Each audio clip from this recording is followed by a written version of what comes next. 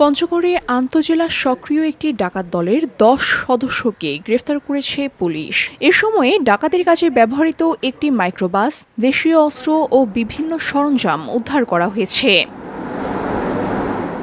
সোমবার বিকেলে জেলা পুলিশ সুপার কার্যালয়ে আয়োজিত সংবাদ সম্মেলনে এসব তথ্য জানান পুলিশ সুপার রবিউল ইসলাম। তিনি জানান, অপরাধ দমন ও আসামিদের গ্রেফতারে চলমান অভিযানের অংশ হিসেবে ভোররাত আনুমানিক ৪টার দিকে পঞ্চগড় তেতুলিয়া মহাসড়কে বিশেষ এক অভিযান পরিচালনা করা হয়। এ সময়ে একটি সাদা মাইক্রোবাসে তল্লাশি চালিয়ে ডাকাত দলের ২ সদস্য প্রদীপ রায় ও তুহিন ইসলামকে আটক করা হয়। পরবর্তীতে তাদের দেওয়া তথ্যের ভিত্তিতে জেলার বিভিন্ন স্থানে অভিযান চালিয়ে আরও ৮ জনকে গ্রেফতার করা হয়। তারা হলেন নূর ইসলাম, আব্দুস সালাম, খায়রুল ইসলাম, বাবুল হোসেন, ফারুক, আব্দুল মান্নান, আরিফ ও মমিন ইসলাম। প্রাথমিক জিজ্ঞাসাবাদে গ্রেফতারকৃত ব্যক্তিরা আন্তজেলা ডাকাত দলের সক্রিয় সদস্য বলে স্বীকার করেছেন। তারা দীর্ঘদিন ধরে জেলার বিভিন্ন এলাকায় ডাকাতের সঙ্গে জড়িত ছিলেন। গ্রেফতারকৃতদের দেওয়া তথ্যের ভিত্তিতে অভিযান চালিয়ে ধারালো ছুরি, কাঁচি, কাটার মেশিন, লোহার যন্ত্রাংশ, রশি, টর্চলাইট সহ ডাকাতির কাজে ব্যবহৃত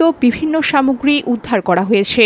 এছাড়াও একাধিক মোবাইল ফোনও জব্দ করা হয়। পঞ্চগড় জেলার তেতুলিয়া মহাসড়কের পাশে দাঁড়িয়ে থাকা একটা ট্রাকের আর একটা সাদা রঙের পুরাতন নিশান মাইক্রোবাস আমরা তল্লাশি করে আমরা ২ জন ডাকাতকে মোহাম্মদ জহুরুল ইসলাম, যার বাড়ি দিনাজপুর, এবং আরেকজন প্রদীপ রায়, এই ২ জনের বাড়ি দিনাজপুর, তাদেরকে আমরা গ্রেপ্তার করতে সক্ষম হই।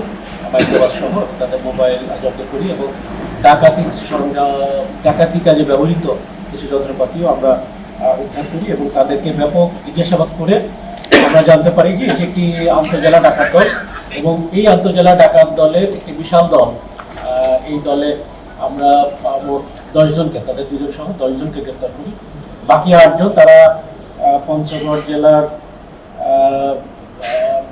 জেলার সদর থানাধীন একটি এরিয়াতে ডাকাতির জন্য প্রস্তুতি গ্রহণ করছে। এই মর্মে আমরা সংবাদ পেয়ে আমরা সেখানে অভিযান পরিচালনা করি এবং আমরা ভোর প্রায় ৭টা পর্যন্ত এই অভিযানটা আমরা পরিচালনা করি। এ ঘটনায় পঞ্চগড় সদর থানায় মামলা দায়ের করা হয়েছে। আসামিদের গ্রেফতার করে আদালতে সোপর্দ করা হয়েছে বলে জানিয়েছে police. VOD Bangla news desk.